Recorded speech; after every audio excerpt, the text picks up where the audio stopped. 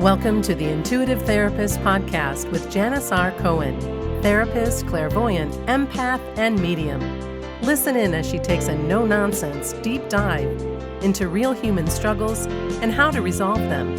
Janis will share channeled information from her spirit guide team, as well as the angels and archangels, to help you master your emotional, physical, financial, and spiritual destiny. And now, Janis R. Cohen. Hey, y'all. This is Janis Cohen, the Intuitive Therapist, here on the Intuitive Therapist Podcast.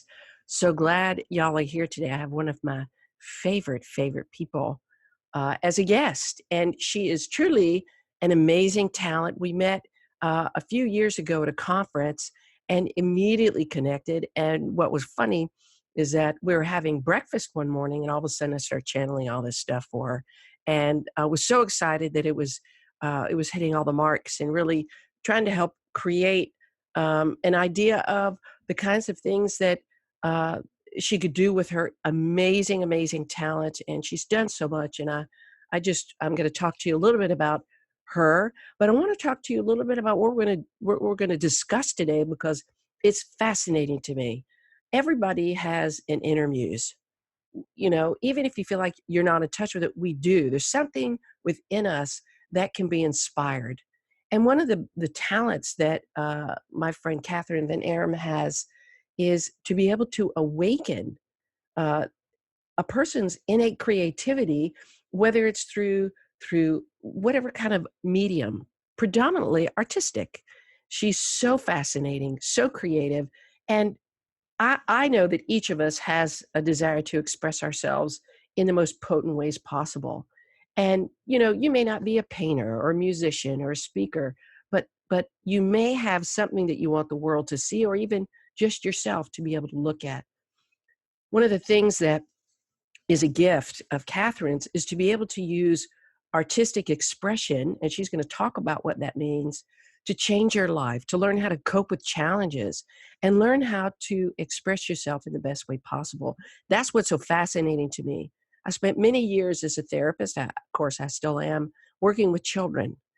We did art therapy, we did Santre therapy, and even I do it with adults too, is to be able to stop talking and learn to use your right brain, your expressive side, to get across what you can't use our human words for.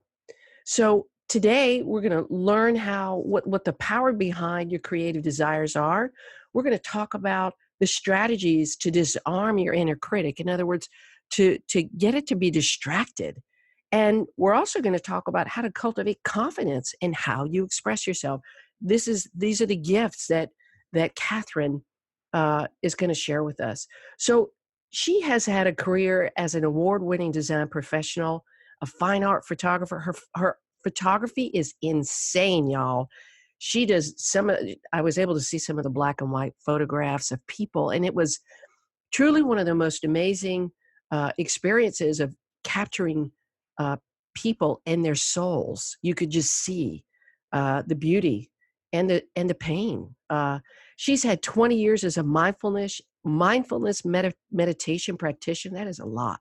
That's a lot of time, y'all, for being a meditator. Most of us have a hard time meditating, but she's got 20 years on us. And she blends all of these skills to coach professionals who've buried their creative soul in the daily grind, reclaim confidence to thrive in their work and beyond. So I am excited to have you on. We've been trying to coordinate this for a while, Kathryn. So thank you for being here. And I want you to just please tell the listeners just a little bit about how you got into all this stuff, your background, and where your artistic gifts came from. Well, first of all, I just want to thank you for having me be a part of your podcast series. I've been listening to it faithfully now, and I just love how you have, your down-home approach to all of this. And yeah, we connected, immediately. And so I'm just really honored to be a part of your podcast series, first of all. Yep. So, the muse has always been with me ever since I was a child. I played violin. Of course, always loved drawing and painting, even though I didn't get a lot of support for that from teachers. I was not the most talented kid in the class, but there was something about it that just said, don't let go of this. Just Mm, keep at it. This is part of who you are. And in spite of your obstacles, keep going. I fell in love with photography. I'll remember distinctly. I was about 16 years old and I just had an Instamatic camera. I was in Florida. We were from Michigan at the time. I was visiting my aunt and uncle. And I took a photograph of a cloud over the water and the way the sunlight was coming through it. And I immediately thought, oh my God, this is amazing. I'm hooked. mm. And and then I took a photography class in college and I borrowed my dad's. He had a 35 millimeter camera and I borrowed it and I never returned it. So, You borrowed it for the yeah, long term. I borrowed it. And Yeah. one year for Christmas, he said, "Oh, that camera you borrowed from me, it's yours. You can have it." He said, "You're using it way more than I am." Good. So, photography, yeah, came really early, but there was always still the desire to use my hands with drawing and painting. And I was a theater major when I was in college, and I dropped out, got a job as a graphic designer, and then my graphic design path took me on a very circular route. I feel like in some ways I'm Forrest Gump, Yeah. and just following that feather. Yes. And I have I've always been a person who's wanted to take the scenic route. And I think that's part of my creativity, that Mhm. beauty is that's my muse. How can I find beauty and keep that alive in my life? And that's what I want to offer people. And That's a great mission. It's a great mission. 'Cause we yeah, so many times that we go through life and we don't pay attention to the beauty. We're so busy trying to achieve or get to our job at 8 or 9 o'clock in the morning and work and earn money and come home and do everything that we have to do. I think that's everybody's normal life. But to be able to take time to have the intention to have beauty and notice beauty every day, that's fantastic. It almost allows you to breathe easier. And seriously, your art, your photography, everything that you do is beauty. It's all about the vast expression of the breath within, and I think that is incredibly cool, that that's what you do. I know we talked a little bit about your coaching with people. hmm Tell the listeners about, because I know you've been able to help people accomplish great things, to be able to break through barriers through the modalities that you use. Can you share with people the modalities that you use and the kinds of things that you work with people on and what you've achieved with them? well, in terms of modalities, mindfulness is definitely a big foundation. A So lot you of teach them how people, to do that, basically, how to be aware of what they think and all of that. absolutely, because uh, it is going inside is where our muse lives, Mm, right? And so if mhm. we have all of this screen, if you will, of our day-to-day thoughts, our habits, our routines, and we don't find a way to kind of drop below that, it's really hard to hear that creative voice inside yourself. So that's a big part of what I do. um, it's very intuitive with each person. I don't have a cookie cutter approach per Sure, se, sure. because everybody's need is different. But one case that one person that I worked with, we did a lot of writing. Mm. She was a visual person, but we did a lot of writing and writing with non-dominant hand. Oh, yeah, yeah, yeah. What's the And significance of that? I mean, I've done it, but I forget, is it just you're just not really thinking about what you're doing because you can't really write correctly, or that's part of it. You Yeah. have to. It just switches your brain. You have to switch what mode of your brain you're in to accomplish that. And it brings out maybe more of that child voice in Yeah. us Yeah. because our writing begins to take on. It looks like that, right? Yes. And it's one way of dialoguing with yourself. Um, you don't have to do that method per se, but it worked with her. And one of the amazing things, she was just shut down in almost every area of her life, including her job. She had worked there for a long time and she wasn't really wanting to leave the job, but she just was not feeling creative with it anymore, even though she was working in a creative capacity. So her breakthrough was quite phenomenal, really. She just started taking on tasks at work that she would not have thought that she could do. She had Wow. reached outside of her comfort zone because she Wow. started to feel more connected to that and Mm, more mhm. aligned. Makes And sense. and the thing that was really amazing is that she told me that, she was divorced and she had been single for a while. And she said, I think I actually could get married again. Like, it opened her up that much. Whoa. And she's engaged and getting Ah, married this October. So, wow. yeah, That's I mean, fantastic. See, there's no end to what somebody can experience just by working with you and using modalities that are off the beaten path, so to speak, getting out of routine, being able to do differently. Because it's interesting. You mentioned routine. I was talking with somebody recently, and we were talking about how everybody gets stuck in ritual and routine, and we're so used to it. We wake up, we go to the bathroom, we get our coffee, and it's the same thing over and over and over again. And it's not you're not consciously doing it; you're routinely doing it. So when you get into that, you get yourself stuck. And the beauty of what you're talking about is to get unstuck. absolutely. So, that I'm really glad that you brought that up, because a great way to turn routine in and to waken that faculty up is very simple. You mentioned morning coffee.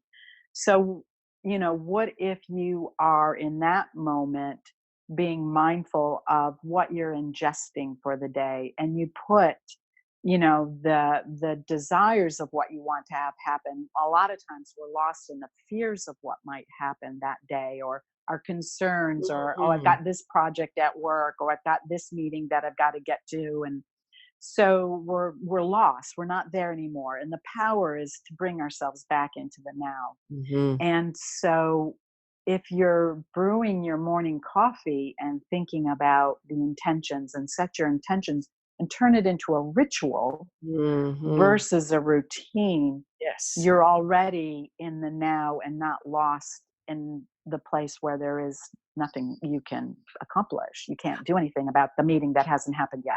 Sure. I love that distinguishing piece, routine versus ritual.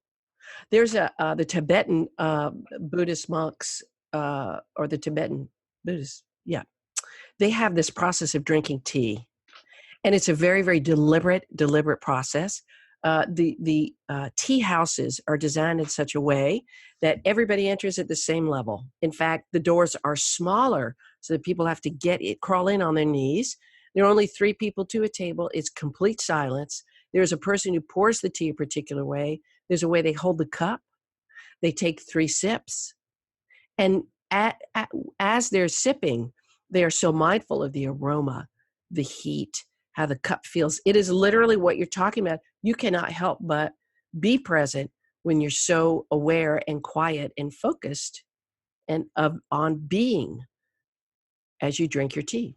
Yeah. So I love that. I love the idea of that.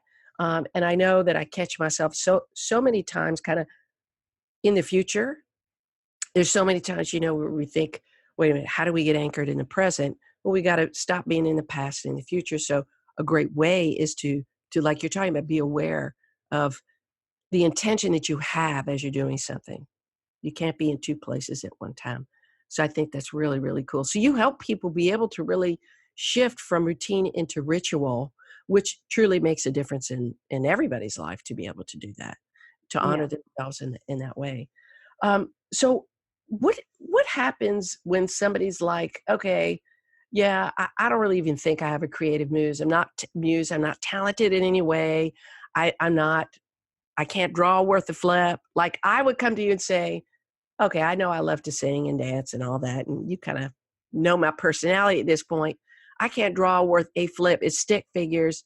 I was not blessed with that. I'm very, very verbal. Everybody knows I'm very verbal. I write, I do all that. But what about the people who say, I don't even, can't even begin to tell you that I have a creative muse? What do you do? How do you help them get in touch with that? Well, I think one of the things that I want to make a distinction about is that we're all creative. First of all, we just are not conscious. We have to be creative all the time to live. Interesting. We're doing creative things all the time, which is Even essentially decisions. Those have to be decisions. creative. Yeah. They come from a creative place. Not always, but they Yeah, can. sure. But I think there's also when people say, I'm not creative, they're confusing this innate quality, which is a an aspect of being human, with a skill. Yeah. Like, I can't draw. Well, I think, everybody can draw, but so what if you only drew stick figures? You could tell a really great story with stick figures. Yeah. So it is not necessarily the skilled action in terms of, oh, I can't draw. Um, you can be taught to draw. Everybody can be taught to draw, just like we are taught to write. It's just that um, our writing and our left brain activities in our schooling begin to take dominance at a age when it begins to then shut down our ability to draw, just to use that example. Yeah, yeah, yeah. um, but maybe you can't carry a tune, but you might be able to write great lyrics, right?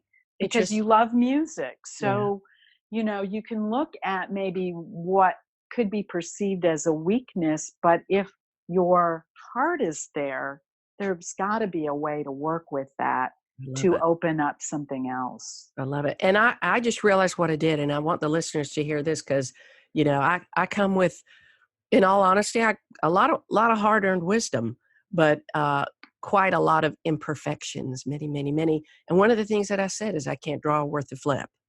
And talk about creating a block for myself.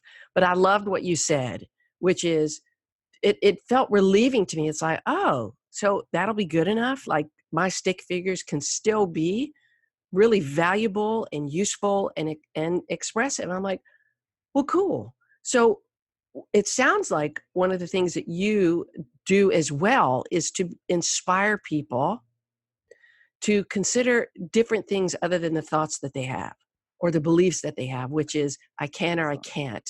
To be able to say, well, don't worry about judging, just do. Yeah, Do do in whatever way you can do to express whatever it is that you want to express. And I'll tell you, that would, if I was in your presence, you and I working together, because the fact that I feel kind of inadequate with my drawing skills, it would just put me at complete ease. It would just put me at complete ease. And I think that's so important when you're working with people and coaching them to really change their lives. Even if you're teaching them how to stand on their head, just to be able to give them the okay. We all need permission to be who we are. And a lot of people say, I don't need permission. Well, maybe some people don't. But to be able to have somebody who knows that what they're saying is the truth. I care about you. I want you to succeed. I'm here. We're going to help you open up. You know, you can do this. It's beautiful. That's the permission. Just try. And would you say that's strongly connected to the work that you do and the growth that you see in your clients, is to be able to offer the permission and then they take that from there to just express themselves? absolutely. So I think, one of the things that we're talking about is the inner critic, really. I think that who doesn't give you permission within yourself, right? It's that inner critic. Yeah. So, one of the things that we have to recognize is, and you know this as a therapist, that critical voice is actually a protector, right? Mhm. But it's a little overkill at times. Like it's going to say, you can't do that because it's trying to keep you safe in some way. Usually, when it in this arena, it's maybe about not looking good, Mm. like I don't measure up. I remember that, you might be telling yourself this story like, oh, there was this kid I went to school with, and they could draw and paint and be incredibly artistic right from the get-go. And yeah, some people have that ability. We are blessed with different gifts. But in my own experience, what I've recognized is that your commitment and your determination and your desire and something, if it's really important to you, there are ways that we can do that. And that's the key that, I want when I work with people, it has to really be important to them, Yes, no question. No question. yeah, You and I are along the same lines. We're like, yeah, can't help you if you're not all in. You have to be exactly. all in to change your life. Absolutely. So the other thing that, in looking at this, so there's been this cliche term for years now called think outside the box, right? And so, yeah, that is like the epitome of a creative statement. Thinking outside the box is essentially saying, how can we be creative about this? But what we also have to explore is what our box is first. Interesting. So how do you do that? How do you figure out what the box is? Well, that's, in the conversations that we have, it comes out, there's judgment, there's criticism, there's maybe lack of confidence. And then just, statements like, I'm too old, I'm too young. I have been, I remember telling myself like somehow I was waiting for somebody to give me a key at some certain age that would give me permission to do what I want to do. And I was like, there's like, well, what's that ideal age then? What would that be? Mm, right, right. What's the magic age I'm going to hit and I'm finally going to be able to do it? Yeah. That will never happen. That magic age is when you decide that what you want to happen now in your life is that's when you hit the magic age, when you know it's about now Yeah. and ready to make those changes. Yeah. So you know, everybody puts kind of self-imposed limitations on themselves because Hmm. of lack of confidence or fear that they'll fail, and some people worry about even succeeding, the fear of succeeding. What is that going to look like? So I'm going to have to abandon the thoughts and the beliefs that I've held, or I'll have to show up differently than my family. I remember that when I kind of came out of the spiritual closet, so to speak, um, about 12 years ago. And I remember approaching my dad, who had a traditional therapy practice at the time. I remember telling him when I first started doing this, I want to develop a practice where I read cards for people. I coach people in cards. And I remember he looked at me with all the best of intentions. He said, I don't really think that's the way to go. I think telling people that you speak to angels or whatever, like you're not really going to have a business that way. And I get what he was talking about. And I could not help to become who I am. And look at what I'm doing now. Developed my own business, trademarked it, written a book. It's been wonderful to be me and to get out of that family limitation of what I can and can't do. I think I've always been a rule breaker, so to speak, even though I've been taught to be compliant, and I still have that part of me. So I would imagine that your clients come as well with those kind of familial limitations, the cultural limitations of what they can and can't do. Uh, so that's got to be so exciting to help people break through that and not feel guilty or bad or ashamed to Yeah. be who they are, and to be different, to be able to handle their difference, because that's beauty right there. Absolutely. I mean, look at the world around us. Nature loves diversity. Yeah, Nature loves to show up in all these variety of forms. And I mean, imagine if there could only be one kind of bird, right. for How instance, boring right? We think, would it be if there was how one we kind of think, yeah. right. So we think that's pretty ridiculous. But so then we think there's only really one way to be a successful human being. And everybody, all of us know, we may have buried that, but we know that there's something I want to follow, Yeah, or yeah, that gets woken up inside of us. And you were talking about your father. My father did the same thing out of the best of old intentions, school. right? Yeah. Best So intention. so Yeah. that's what I'm talking about. That's the external critical voice. So we internalize our Yeah. parent, our society that Yeah. says, hey, you know what, you're going to starve if you do this. If you start listening to this, you're just going to be a lost soul. We're discovering more and more, like, who are the people we admire? The people we admire are the ones who have gone for it, who have, I love you that. know That's a real beautiful mindset shift, what you just said. Just yeah, beautiful. yeah, we love the people that have broken out of that mold and gone for it in whatever way, that when you see them thriving, and that's what I mean by thriving, is that your internal life has come on board to support you and to inspire you to, you have to deal with your daily tasks, but they just don't have to be the drudgery that we make them. And if your life is nothing but that, that is Sucks. very yeah, it sucks. It sucks. I know So, so many people who just drudge through their day, and it's just awful, and they feel like, this is as good as it gets. And yeah. as I'm listening to you talk, and I'm thinking about that woman that you spoke about, I was like, you know, to be able to know of somebody who can do something to try a different way. Talk therapy doesn't always work, but using a different modality to express yourself can truly open up to what you really want, because we all want Mm, something. I know, and I would bet that you have people that come to you and say, you know what, I don't know what my path and purpose is. I hear that all the time. Why am I here? What's the bigger thing? And I know sometimes, whatever, through channeling, I can connect with that. And there are times where I'm like, man, I don't know. Let's talk about it. What if you could wake up uh, every morning loving what you do without limitation?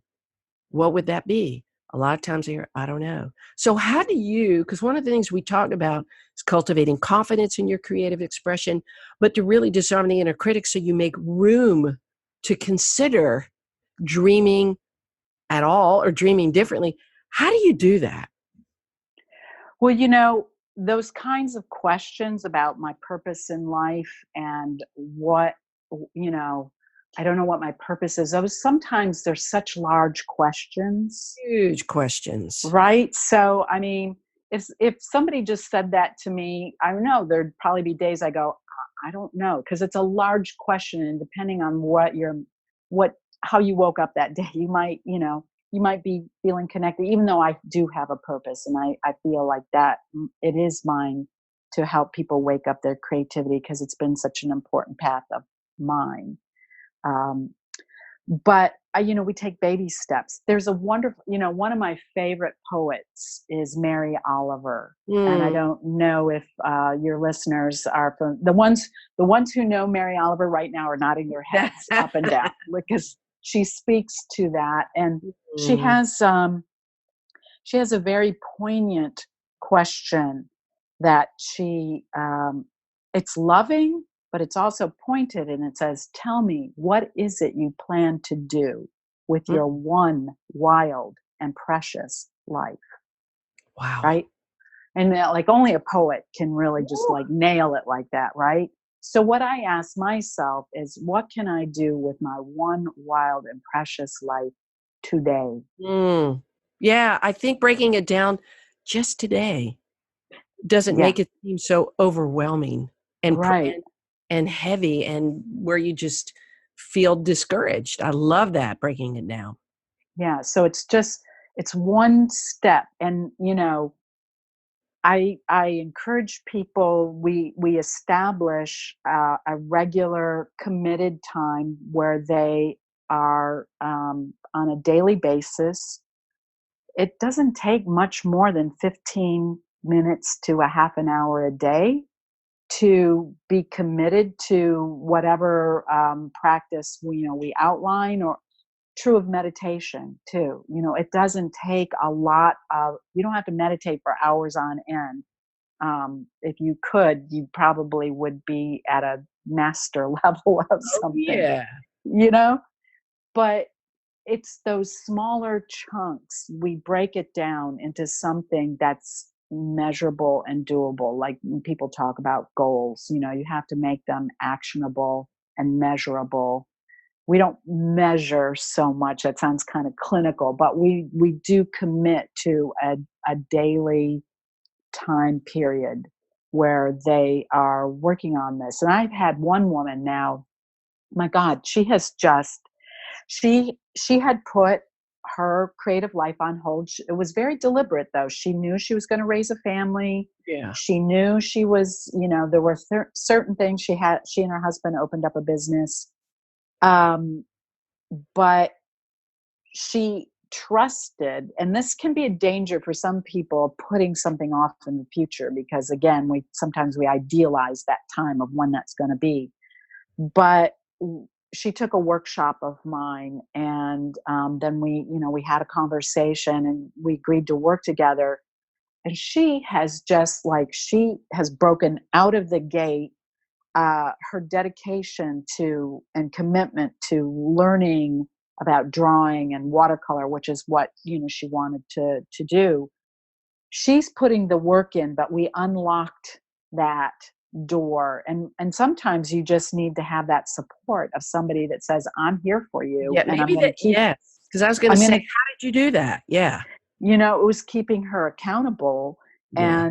and also helping her see some mindsets that could potentially sabotage her doing it. Um, because a lot of times when we put something off for a very long period of time, there's so much energy around it looking a certain way. Um, it has to be all or nothing. Like suddenly I'm just going to Mhm. be giving myself over to this idea. And, it's like those are unrealistic kind of pictures that we draw. They're creative pictures, but they're Yeah, yeah, yeah. unrealistic, Yeah.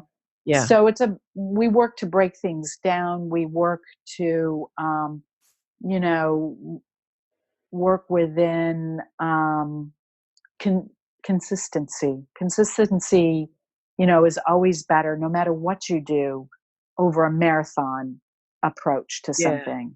And You know, I love that, the idea of consistency, and the other thing that you bring to the table is that I guarantee you every session is different.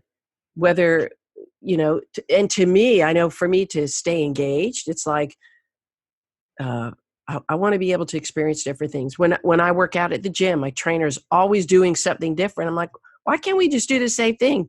She goes, because I like mixing it up, and it does keep my attention. And I know that that's one thing that you do, which is, all right, immediately let's try this approach, or have you thought about this, or there's something beautiful about being in the presence of someone who's neutral but has your best intentions at heart, and who can be creative in ways to pull things out that we wouldn't normally find. right? Yeah, I love that you say someone who's neutral but has your best interest at heart. That's so great. Mhm. Um, and there's nothing better than to see somebody flower. To have the ahas, the light bulbs go off. And uh, I lost my train of thought on that. There was something that you said about that. I'm sorry, it just flew That's out of okay. my It head. happens to me all the time. Yeah, But yeah. I think that the balance between accountability and creativity in your work. I mean, everybody does need, when they invest in the work. I always tell Hmm. people, I'm like, look, I'll give you everything I got. And of course, working with us, it's an investment of time, energy, and money. It's the same thing. You got to be committed.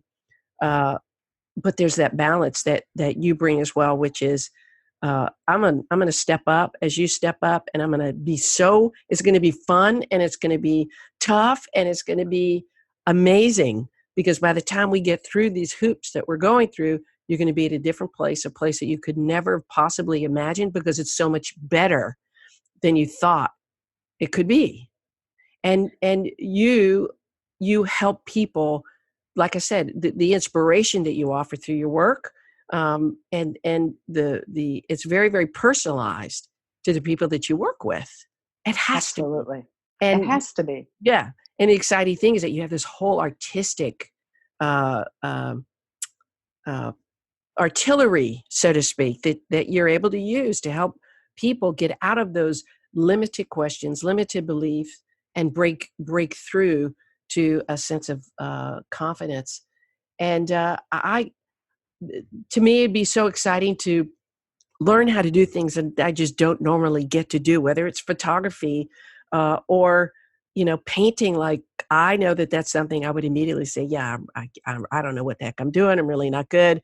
And to have you be able to say, just hold off on that judgment, let's just try. Yeah. Let's see what you got. And let me teach you how to do. Yeah, that's so important. And so I do remember what I was going to say, because you did bring me back Sorry. to it. Yeah. It's like, that's good. It's creative cross training. Ah, I like to think of it as creative cross training. love it. So, I have not ever really considered myself a writer, but I find that writing is one of those things that helps me find my way back into my Yes. painting. The Mm, painting helps me find my way. Dance, for me, dance is so important. love dancing. Like, and especially for folks who like to work out, I mean, put dance into that and dance like nobody's watching. Yeah. You can just shut the door, and that, getting your energy unstuck, can do so much for those other kinds of creative challenges that you then want to tackle. Yeah. So we look at things like that. Voice, that's a very important thing. I mean, that is us, the seat of our expression is our Sure. voice, right? Sure. And so one of the things too that I want to be really clear about is that some people want to be on track to be artists, and they want to Mhm. begin to open that up. Other people don't necessarily want that, but they want to feel more creative, more spontaneous, more being Ah, able to problem solve better. and And flexible. so, Mhm. and yeah, exactly. So, I like using artistic methods to help people do that, but we're not necessarily always talking about, well, you're going to start doing, showing your work somewhere. Only if you want to, only if you want to, if that's the road you want to go down. But it can be just about, uh, I find it's a way, a mindfulness tool of befriending yourself, and also hearing, going back to that critic, you will hear the voice of the critic whenever you start anything new. That's just an automatic. And so, I coach people to actually listen to the critic, not believe what it's saying. That's not the same thing, but you listen to it and write it down, and then listen some more and write it down. And you do these sessions where, you no longer become controlled by what it is saying. And the best way to know that you're not controlled by what it's saying is that the things it's trying to prevent you from doing, you're suddenly finding energy to do them. Love it. Love it, love it, love it. That's breakthrough right there, if anything. That's fantastic. Now, one of the things that you developed, you have this PDF that they can download. Tell listeners, as we come to a close, tell the listeners about how they can get in contact with you. I know you work with people all over the country. You do work with people in person, but also remote. We've got Yeah. Zoom and Skype and all of that. And so, as you coach people, you can work with anybody around the country. Tell people how to get in contact with you, your email, whatever way, and then tell them about this amazing PDF that you developed that they can sign up for and get. Y'all, you got to get this. It's incredible. Well, I